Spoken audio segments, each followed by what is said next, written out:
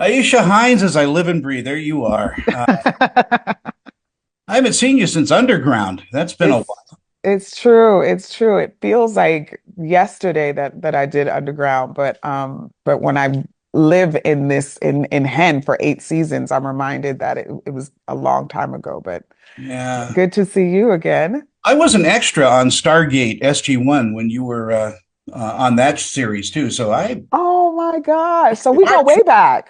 our paths have crossed. Tony, we should be doing Thanksgiving together at this point. So you're part of the family. And Oliver, it's a pleasure to meet you. I'll come to next year's Thanksgiving.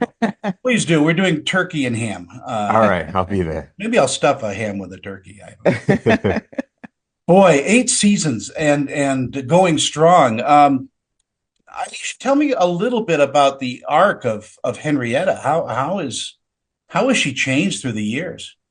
Listen, I feel so privileged and lucky to be telling Henrietta's story, and I feel really considered in the writer's room. I think that they are intentional for the stories that they give her.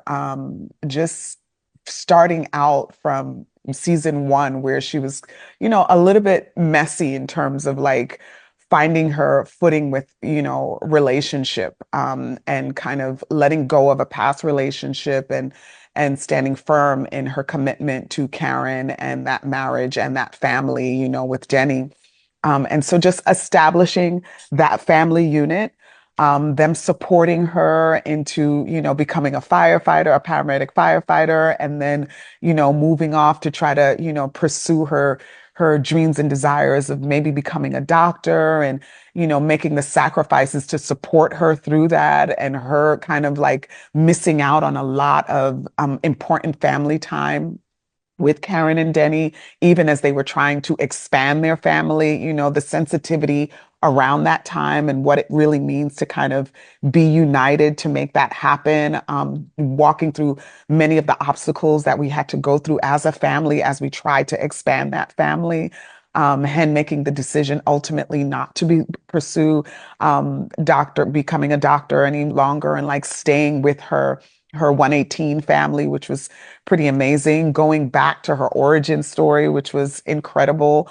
And then kind of having to explore all of these alternative ways of expanding the family and dealing with those storylines. And I think kind of representing what that is for a lot of people, a lot of women, and a lot of families in the world. I think that is pretty amazing. Being a queer family on television that has resonated with so many viewers, and it's been really, really fulfilling for me to hear from our viewers and our fans, how it impacts them.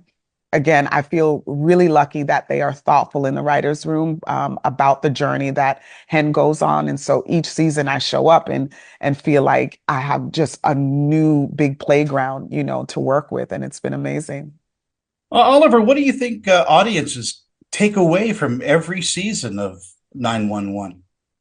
I think every season the bar in different respects is raised. Sometimes we have truly epic emergencies, and then sometimes we have much quirkier, smaller ones, and it's the personal drama that is elevated. But I think really the big takeaway from the show is that there are these first responders out there who will run into the danger when anything happens to you. So, I think there's a hopeful message with the show, and it's just nice to know that these people, even though we don't necessarily consciously think about them every day, are out there, and I think it's a nice, safe feeling to have.